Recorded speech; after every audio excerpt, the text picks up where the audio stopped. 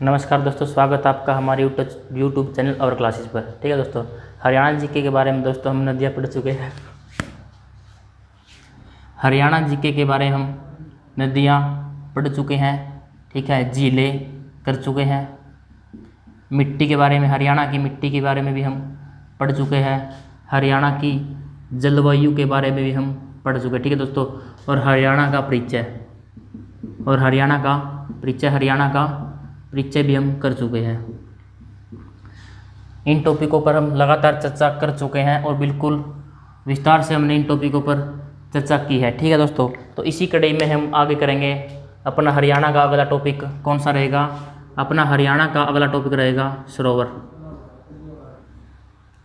हरियाणा के सरोवर रहेगा अपना अगला टॉपिक। ठीक है दोस्तों, तो हरियाणा के सरोवर में अपना पहला नाम कौन से सरोवर का आता है? हरियाणा के सरोवर की हम बात करें तो इसमें हमारा पहला नाम रहेगा पुंडरिक सरोवर। पुंडरिक सरोवर रहेगा अपना हरियाणा का पहला सरोवर। ठीक है दोस्तों, यदि हम पुंडरिक शब्द का देखें कि पुंडरिक शब्द का क्या अर्थ है, जो पुंडरिक शब्द है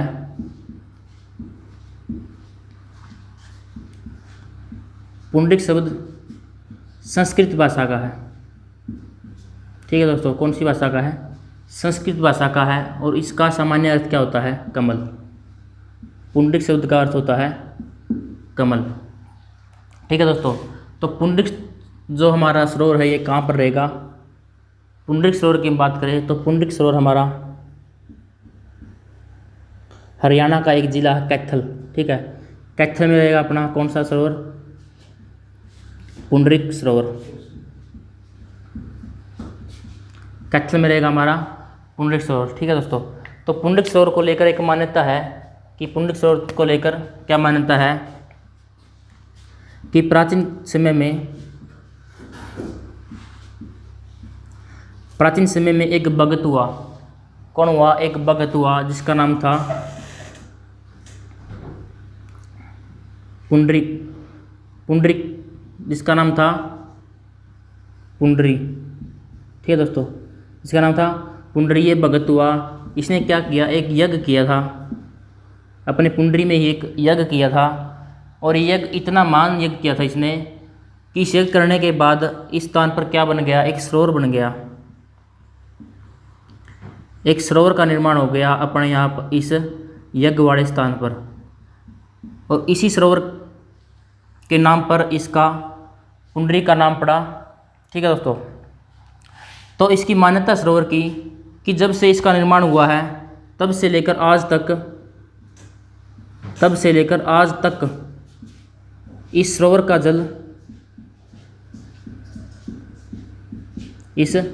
जल कभी नहीं सूखा। इस सरोवर का जल कभी भी नहीं सूखा। ठीक है दोस्तों, तो ये मान्यता है। और इसी मान्यता को देखते हुए क्या किया? कुरुक्षेत्र विकास बोर्ड ने इस सरोवर के पास, पुंडरिक सरोवर के पास क्या किया? एक कुंड का निर्माण करवाया।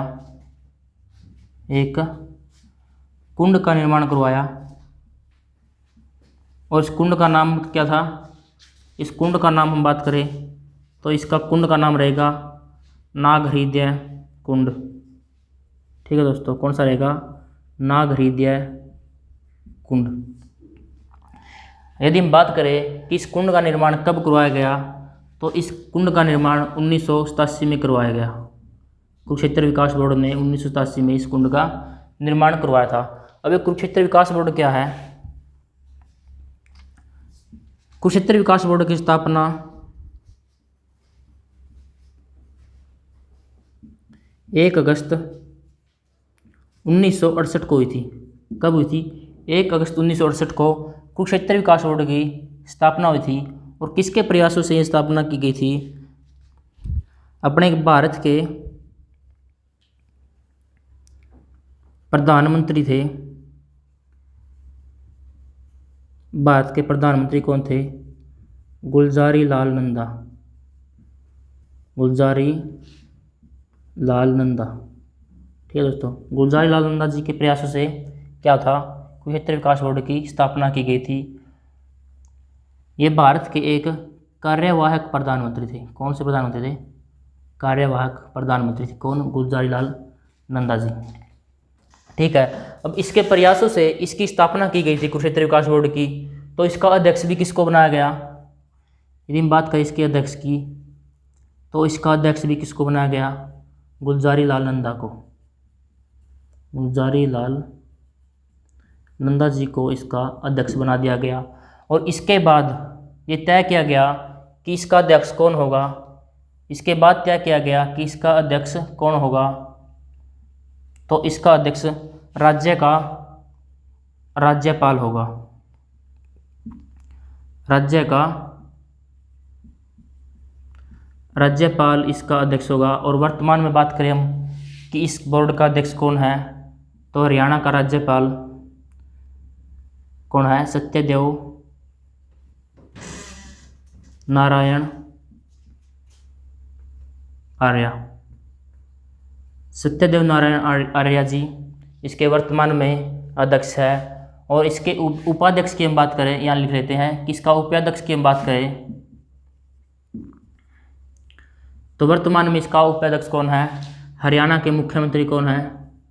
मनोहर लाल खट्टर जी। मनोहर लाल खट्टर जी इसके वर्तमान में उपाध्यक्ष है। और अध्यक्ष है इसके कौन? हरियाणा के राज्यपाल सत्यदेव नारायण आर्य। ठीक है दोस्तों, कुंड की मान्यता को देखते हुए कुरुक्षेत्र विकास बोर्ड ने क्या किया था? इस कुंड का निर्माण करवाया था। कौन सा कुंड था? नाग हृदय कुंड। निर्माण कब करवाया था? 1987 में करवाया था। कुरुक्षेत्र विकास बोर्ड की हम बात करें तो इसकी स्थापना कब की गई थी? 1 अगस्त 1968 को इसकी स्थापना की गई थी। और भारत के कार्यवाहक प्रधानमंत्री गुलजारी लाल नंदा जी के प्रयासों से इसकी स्थापना की गई थी। ठीक है दोस्तों, तो इसका अध्यक्ष भी किसको चुना गया? गुलजारी लाल नंदा जी को चुना गया। और हरियाणा का इसके बाद ये तय किया गया कि इसका अध्यक्ष कौन होगा? राज्य का राज्यपाल होगा। ठीक है, इसी में हम अपने अगले सरोवर की बात करेंगे कि अपना अगला सरोवर कौन सा रहेगा। साथ ही साथ आप नोट कर सकते हैं इसको। बिल्कुल विस्तार से हम हरियाणा के सरोवरों के बारे में पढ़ेंगे। ठीक है,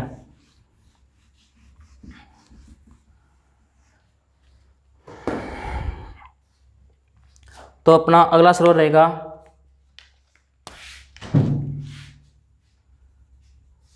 श्यामसर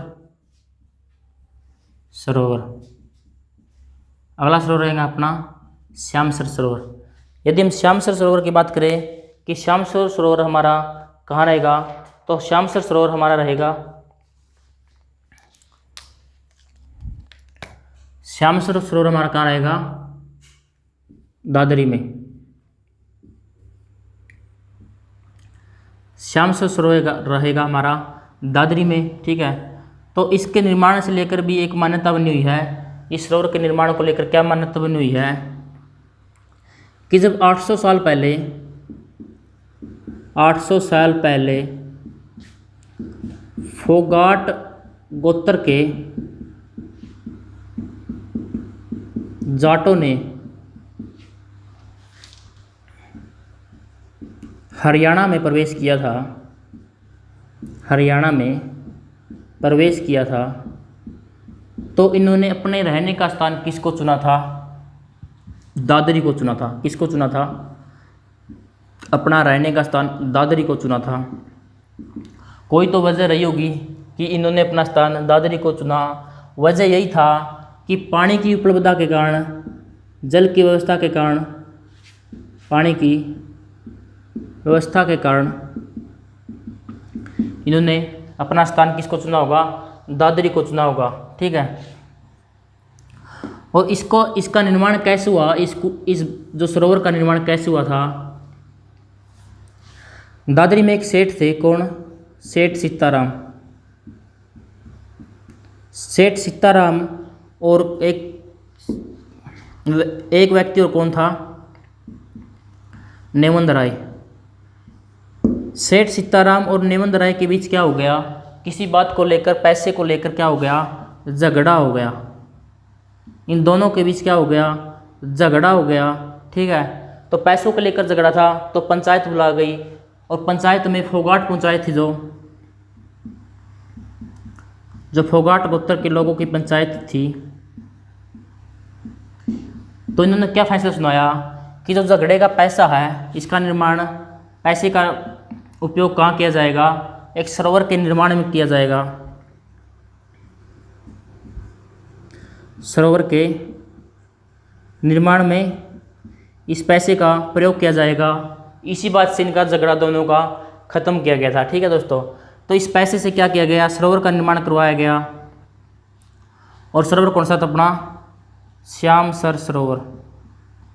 श्यामसर सरोवर का निर्माण करवाया गया।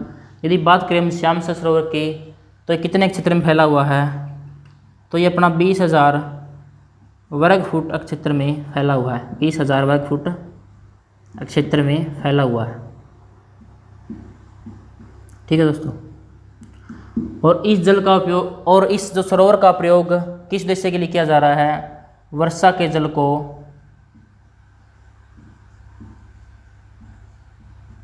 एकत्रित करने के लिए। वर्षा के जल को एकत्रित करने के लिए इस कुंड का प्रयोग अब वर्तमान में किया जा रहा है। ठीक है दोस्तों, इसी में हम देखेंगे अपना अगला सरोवर कौन सा रहेगा। साथ ही साथ आप नोट कर सकते हैं, बिल्कुल विस्तार से अपने सरोवर हो रहे हैं। ठीक है दोस्तों,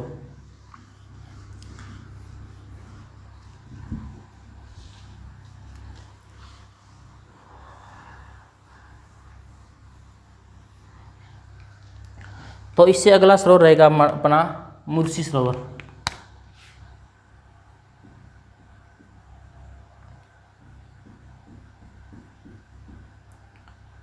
कौन सा सरोवर रहेगा, इससे अगला अपना मुर्शी सरोवर रहेगा। यदि बात करें मुर्शी सरोवर की कि मुर्शी सरोवर हमारा कहाँ है,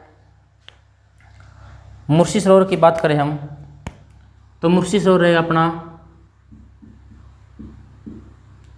रोहतक के सीमाण गांव में। ठीक है दोस्तों, रोहतक के सीमाण गांव में मुर्शी सरोवर रहेगा। यदि हम इसके निर्माण के बारे में देखें, तो इसका निर्माण में एक महत्वपूर्ण योगदान रहा है किस व्यक्ति का, सेठ चुन्नीलाल का। सेठ चुन्नीलाल का इस सरोवर के निर्माण में बहुत ही महत्वपूर्ण योगदान रहा। ठीक है दोस्तों, इसने क्या किया, इस सरोवर की महत्ता को बढ़ाते हुए इसने इस सरोवर के पास कुओं का निर्माण करवा दिया। इसकी मान्यता को बढ़ाने के लिए इसने कुओं का निर्माण करवाया। और इन कुओं को क्या बोला जाता है, इन कुओं को बोला जाता है बनिया वाले कुएं। ठीक है दोस्तों, कौन से कुएं, बनिया वाले कुएं इनको बोला जाता है। और इसी के साथ एक महंत भी हुए, इसी के साथ एक महंत हुए, कौन, महंत छोटू दास। इस महंत की भी इस सरोवर की महंता को बढ़ाने में महत्वपूर्ण योगदान था। इसने भी क्या किया, इसने भी इसके पास क्या करवाया, कुओं का निर्माण करवाया। इस सरोवर के पास इसने भी कुओं का निर्माण करवाया। कुओं के साथ ही साथ इनके ऊपर छतरियों का भी निर्माण करवाया। ठीक है दोस्तों, जो महंत हुए छोटू दास, इसने भी कुओं का निर्माण करवाया था, छतरियाँ लगवा दी थी, आकर्षण का केंद्र बना दिया था बिल्कुल इस सरोवर को आकर्षण का केंद्र बनाने के लिए।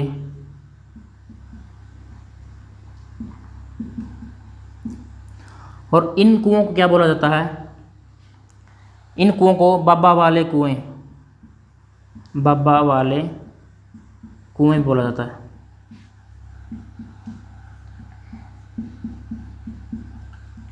ठीक है दोस्तों, तो हरियाणा के 3 महत्वपूर्ण सरोवरों के बारे में हम पढ़ चुके हैं। इससे अगली कक्षा में पढ़ेंगे, हम अगली क्लास में पढ़ेंगे हरियाणा के जो बचे हुए सरोवर है। आज की वीडियो में इतना ही। वीडियो को लाइक करें, शेयर करें व चैनल को सब्सक्राइब करें। धन्यवाद।